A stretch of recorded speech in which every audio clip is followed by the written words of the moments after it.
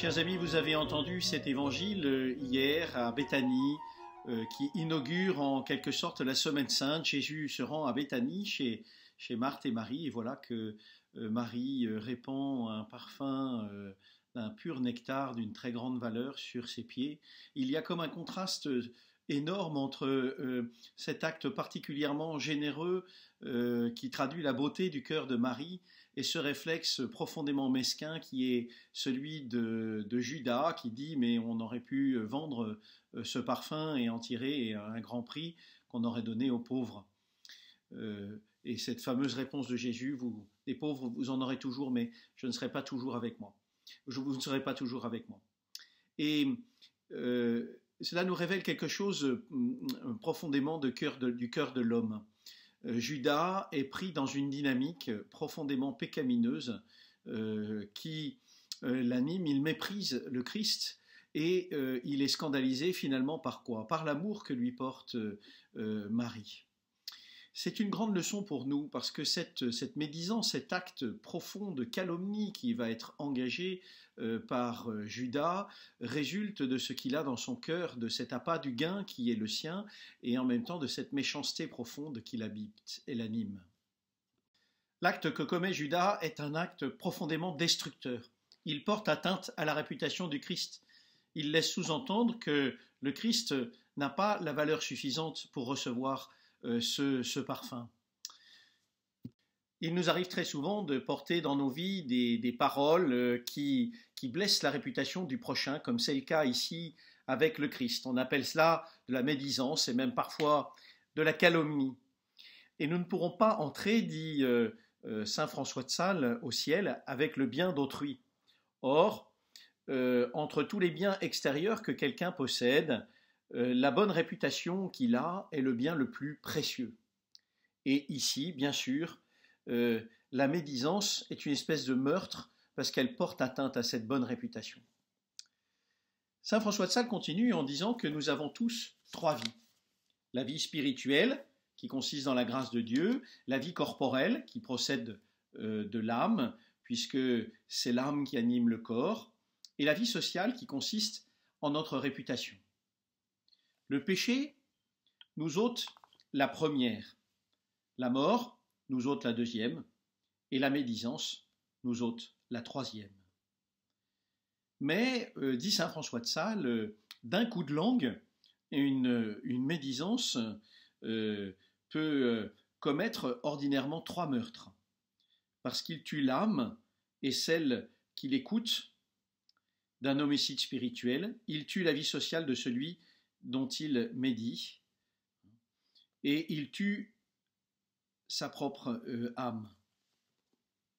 Saint François de Sales distingue bien entre dénoncer le péché chez autrui, lorsque cela comporte une utilité, l'utilité du salut d'autrui bien sûr, et porter atteinte à sa vie.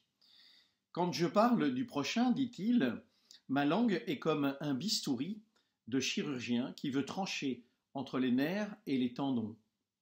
Le coup que je donnerai doit être si juste que je ne dise ni plus ni moins que ce qui est.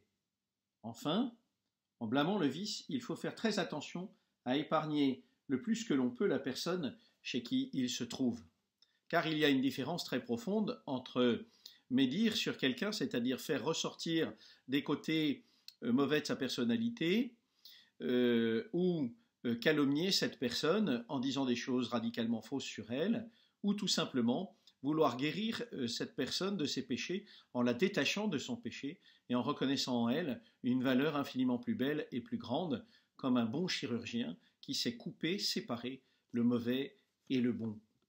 Pour terminer cet entretien, eh bien, je voudrais revenir à une personnalité plus ancienne. Vous la connaissez, bien sûr, il s'agit de Socrate et de cette célèbre histoire que vous avez déjà entendue des 3 tamis.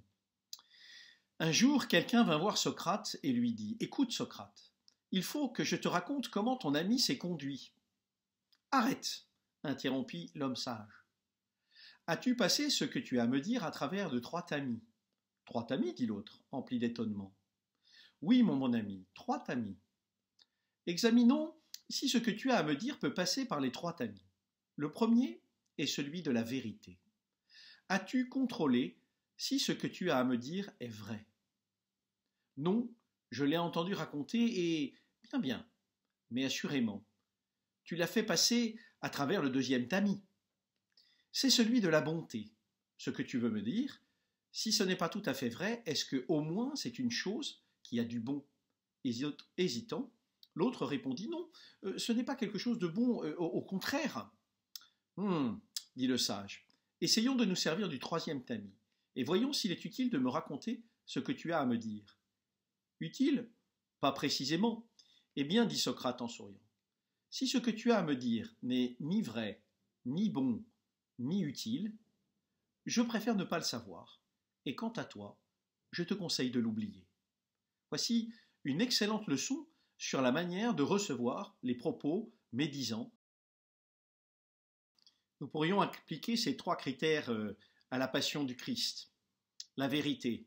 Pour condamner Jésus, il faut le calomnier, et c'est ce qui sera fait au cours de son procès. La bonté. Pour pouvoir condamner le Christ, on va libérer un être profondément malfaisant qui est Barabbas. Et enfin, l'utilité. On sait combien la destruction d'une vie humaine est profondément inutile et nuisible. Oui, est nuisible la mort de Dieu sur le bois de la croix. Pourtant, c'est bien cet acte qui va produire la vérité.